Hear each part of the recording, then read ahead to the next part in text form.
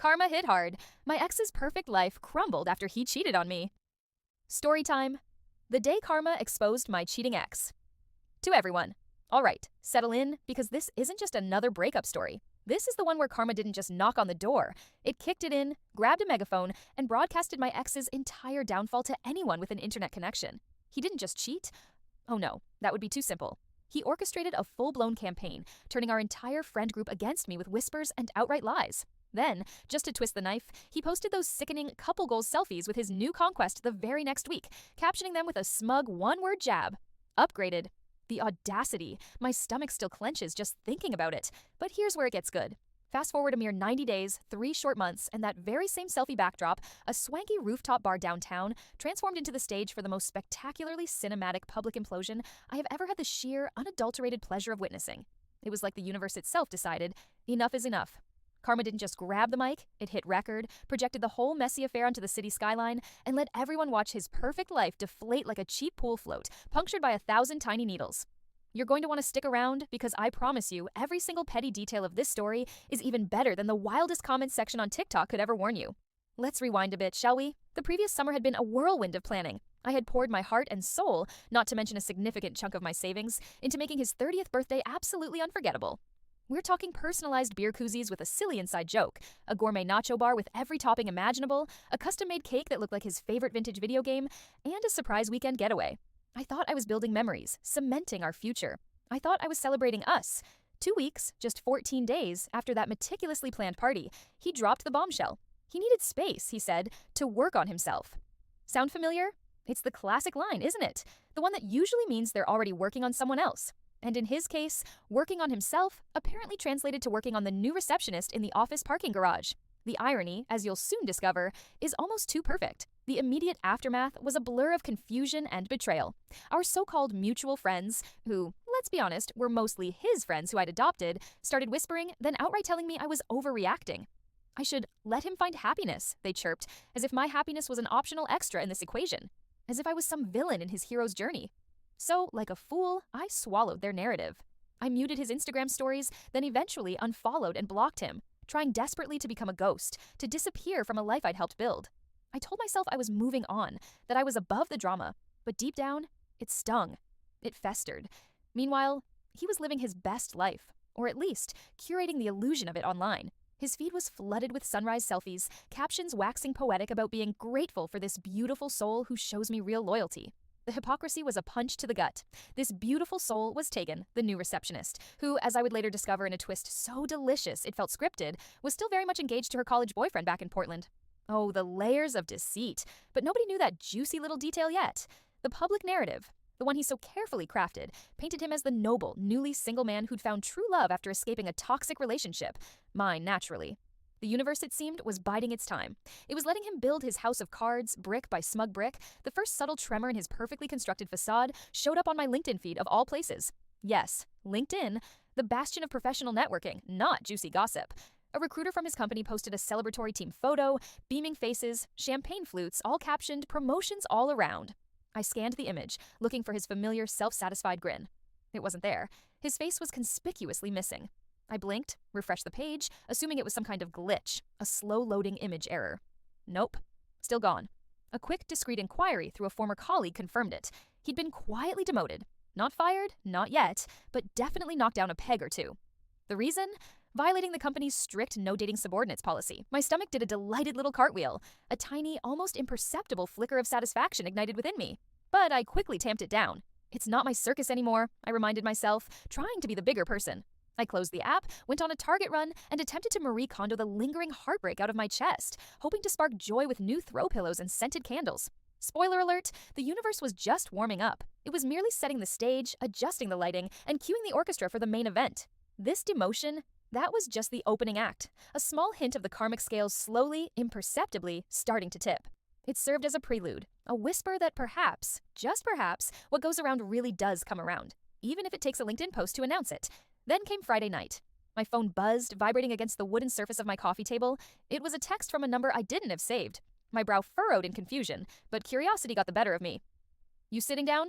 Turn on your location. It was an old college roommate, Chloe, who still bartended at one of the trendiest spots downtown, a place known for its vibrant atmosphere and, coincidentally, a rather iconic vintage neon sign. She said the happy couple, her air quotes were practically audible through the text, had just walked in, all matching denim and blindingly white teeth. And apparently, Tegan had already downed 3 espresso martinis on an empty stomach. Oh, Tegan, always one to dive headfirst into a situation, often without looking. A genuine laugh bubbled up from deep inside me, the first truly unrestrained one in weeks. This was the kind of delicious, low-stakes drama I could appreciate from a safe distance. I typed back, "Enjoy the show," and rolled over on my couch, ready to finish rewatching The Office for the 5th time. I figured I'd get a funny story out of it later, a little schadenfreude to spice up my weekend. I had no idea I was about to witness a live-streamed opera of epic proportions. 10 minutes later, my phone didn't just buzz, it exploded. A barrage of voice notes, blurry videos, and the kind of all-caps commentary usually reserved for the most shocking season finales of reality TV. Chloe was a connoisseur of chaos, and she was clearly in her element.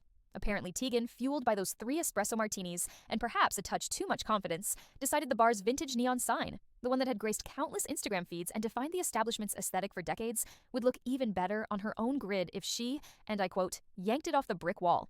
Yes, you heard that right. She attempted to redecorate a public establishment by force. When the manager, a calm but firm man named David, approached her and politely asked her not to climb the furniture, Tegan, with a slurred grandiosity, puffed out her chest and retorted, "Do you even know who my boyfriend is?" The classic line.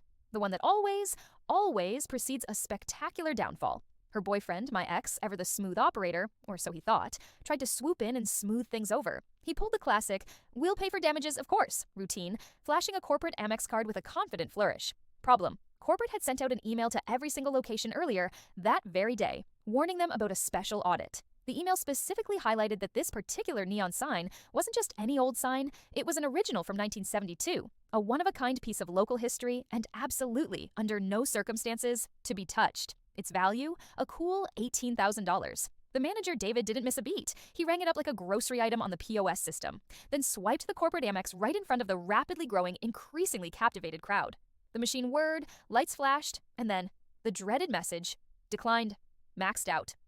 Cue the slow-motion gasp from the entire bar, a collective intake of breath that hung heavy in the air. The silence that followed was deafening, punctuated only by the distant wail of a siren and the faint clinking of ice in someone's drink. It was a moment of pure, unadulterated public humiliation, a visible karmic payback for his public display of wealth and arrogance. But karma, being the meticulous choreographer it is, wasn't finished with its audition. Oh no, this was just the intermission. While security, looking utterly bewildered, began to escort the now flustered couple to the little hallway by the restrooms, preparing for what I can only imagine was a very awkward conversation, a new set of characters entered the stage. Tegan's ex-fiancé, remember the guy in Portland, the one she was still engaged to when she started dating my ex, walked in. He wasn't alone. He was flanked by 3 hulking rugby teammates, all brawn and bewildered expressions. They were there for a different birthday party, a pre-booked celebration in the private room, and had absolutely zero clue they were about to star in a crossover episode that would break the internet. Phones rose like periscopes throughout the bar, capturing every angle of the unfolding spectacle. The fiancé spotted Tegan mid-apology, mid-sob, mid-explaining away the $18,000 incident. He blinked twice, a slow, disbelieving blink, and then, his voice cutting through the stunned silence, he shouted the exact sentence you would script if you had a Hollywood budget and a flair for the dramatic. "Nice to see you moved on so fast, while you're still wearing my grandmother's ring." The entire bar inhaled at once. You could have heard a lime drop. The collective gasp was so profound, so utterly shocked, it felt like the air had been sucked right out of the room. The silence that followed was even more potent than before, a heavy, pregnant pause before the inevitable explosion. This wasn't just public embarrassment, this was a complete and utter dismantling of their carefully constructed narrative, a public shaming that left no room for doubt or denial. It was a moment where the consequences of their actions, specifically the deceit and disrespect, returned to them in the most visible and impactful way possible. Security, now caught squarely between a broke Romeo and a scorned rugby pack, did the only logical thing. They locked the front doors, not to keep people out, but to ensure no one could duck the bill, or, more importantly, the escalating drama. And that, my friends, is when the live stream started. Someone, a true hero of our times, propped a phone on the napkin dispenser, perfectly positioned to capture every glorious second. Within moments, 1-200 strangers immediately assembled in the comment section, a digital Greek chorus providing real-time reactions. The top pinned message? A glorious, sarcastic gem. "Girl in the denim jacket, blink twice if you need help paying that tab." And the second pinned message? A direct shot fired. "Dude in the Patagonia vest, karma says hi." I watched it all unfold from my couch, bathed in the glow of my phone screen, a bag of popcorn balanced precariously on my lap. I felt the smug, detached satisfaction of someone who finally gets the director's cut of their own life, the one where the villain gets their just desserts in glorious high-definition public. It was a social corrective mechanism playing out in real time, a public spectacle reinforcing the idea that negative actions, especially those done openly, tend to result in public consequences. By midnight, the bar had a new record, the highest single-venue tab in the chain's history. The receipts, which quickly found their way onto various local gossip blogs, were a masterpiece of excess. 17 espresso martinis, 2 destroyed vintage signs, because Tegan, in her drunken rage, apparently decided to take another swipe at it before being fully removed, and 1 emotional support tequila flight that seemed to have been ordered in a desperate attempt to drown out the unfolding disaster. They also showed his corporate card getting declined not once, not twice, but 4 more times before the staff, with a sigh of resignation, swiped Tegan's personal debit card. Miraculously, it went through, but only for half the amount. She now owes the remainder in installments, which the manager, with a cheerfulness that I can only describe as karmic, reminded her would show up on her credit report faster than she could say, influencer discount. The comment section, ever quick-witted, crowned her payment plan princess. The nickname trended locally for 3 days straight and even got its own hashtag. Her carefully curated online persona, her beautiful soul narrative, shattered into a million pieces for the entire internet to see. And what about the promotion he lost? The one he was so sure he deserved? Corporate officially announced it on Monday, but the gossip blogs, always one step ahead, had already screenshot the internal memo by Sunday brunch. He was bumped right back down to entry-level client outreach. The cruel twist? Every single client he called had already seen the video. His calendar, once packed with high-profile meetings, now looked like a ghost town. HR, ever bound by legalities, couldn't technically fire him for public embarrassment, but they could, and did, assign him to the windowless conference room, affectionately nicknamed Siberia. Fluorescent lighting, no cell signal, and in a poetic stroke of genius, a direct view of the parking garage, the very parking garage where, yes, the original affair took place. The circle, my friends, had not only closed, it had become a perfect, inescapable zero. The universe, it seemed, had a flair for symmetry. Meanwhile, I woke up that Saturday morning, brewed myself a fresh cup of coffee, and noticed something unexpected. My follower count had jumped by 6,000 overnight. Turns out, people really do love the ex-girlfriend who stayed classy, minded her own business, and let the universe handle the choreography of vengeance. I didn't post a single "I told you so." I didn't have to. The city's group chats did it for me, accompanied by a glorious avalanche of gifs featuring exploding fireworks and that little tea-sipping Kermit meme. My DMs filled with voice notes from former friends who, suddenly, after months of radio silence, remembered my phone number. I answered the polite ones, the ones that sounded genuinely apologetic or just wanted the juicy details, and left the rest on read. Then, with a newfound sense of liberation, I booked a solo weekend trip to Tulum, using the money I'd once earmarked for his birthday skydiving voucher. Let's just say the parachute joke wrote itself. Here's the part that still makes me smile. A small private victory that resonates deeper than any public spectacle. He sent me an email at 3 a.m. a few days later. Subject line, low-key sorry. The body was a masterpiece of textbook damage control. 5 carefully worded sentences about new meds, a toxic workplace, and how he never meant for you to get hurt. I stared at it for 30 seconds, the gentle waves of the Caribbean lapping at the shore outside my window. I didn't reply. I didn't clap back. I didn't even screenshot it for the group chat. I simply hit archive and went back to enjoying my sunrise on the beach. Silence, I've learned, can be the loudest form of victory because it completely robs the other person of the fight they've rehearsed 1,000 times in the shower.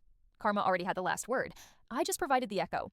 If you're out there replaying the breakup on an endless loop, wondering when the universe will finally cash the check your ex wrote with your heart, breathe. Seriously, just breathe. Focus on your own healing, stack your little wins, and trust that karma, in its own sweet time, will handle the cinematography. Because when it finally debuts, the show is always bigger, bolder, and more public than anything you could ever script. And trust me, the popcorn tastes infinitely better when you're watching from the balcony instead of being dragged back onto center stage. Drop your favorite karma comeback story in the comments below. Bonus points if it involves accidental live streams or a public address system.